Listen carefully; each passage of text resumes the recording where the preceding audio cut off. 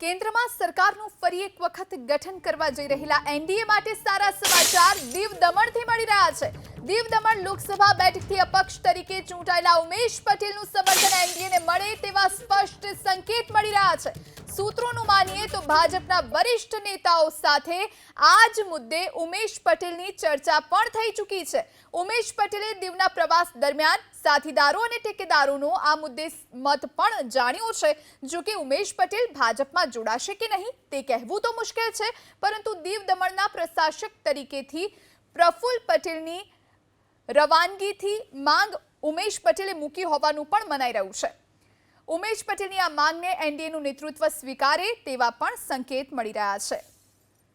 તો અમારી સાથે જોડાયા છે અમારા સંવાદદાતા બ્રિજેશ શાહ। બ્રિજેશ, ઉમેશ પટેલે કઈ માંગો મૂકી છે એનડીએને સમર્થન આપવા માટે?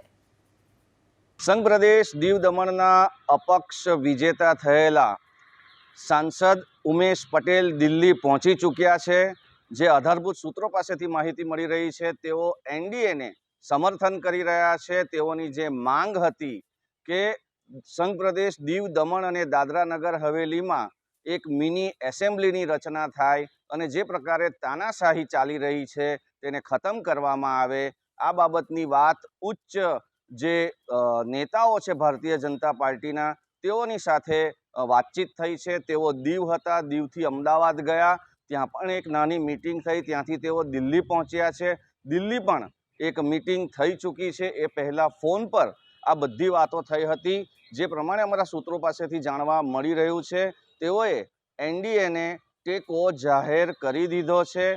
જે સત્તા પક્ષ છે તેની સાથે તેઓ રહેશે અને દીવ દમણના વિકાસમાં જે સત્તા પક્ષ છે, સત્તાધારી સરકાર છે, તેની તેઓને મદદ મળી રહે તે પ્રકારની ચર્ચાઓ પણ ચાલી રહી છે। આ સાથે સૌથી મહત્વની બાબત એ પણ કે તેઓએ પોતાની શરત પહેલાં મૂકી છે કે જે પ્રમાણે જે બાબતથી અને જે વાતથી તેઓ દીવ દમણમાં લડી રહ્યા હતા, પ્રશાસકને લઈને જે પ્રશ્નો તેઓ ઉઠાવી રહ્યા હતા, તે શરત તેઓએ મૂકી છે।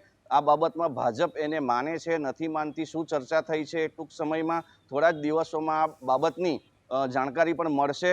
પરંતુ મિની એસેમ્બલીની માંગ દીવ દમણ અને દાદરા નગર હવેલી માટે પણ તેઓએ કરી છે, જેથી કરીને સત્તા એક વ્યક્તિની પાસે ન રહે અને સત્તાનું વિકેન્દ્રીકરણ થાય અને સારી રીતે સરળ રીતે કારભાર ચાલી શકે। જી આભાર બ્રિજેશ તમામ જાણકારી આપવા માટે। તો ગઈકાલે ઉમેશ પટેલે શું કહ્યું હતું, આવો તમને સંભળાવીએ।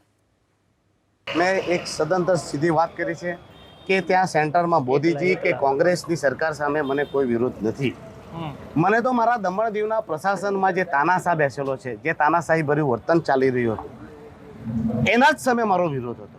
મારા માટે દમણ દીવનું હિત સર્વોપરી છે। દમણ દીવમાં તાનાશાહી મુક્ત શાસન દમણ દીવમાં આપવું અને દમણ દીવમાં લોકશાહીની સ્થાપના કરવી, એ મારો પહેલો ગોલ છે। મને મોદીજી સાથે બી કોઈ પ્રોબ્લેમ નથી, મને રાહુલજી અને સોનિયા મેડમ સાથે બી કોઈ પ્રોબ્લેમ નથી।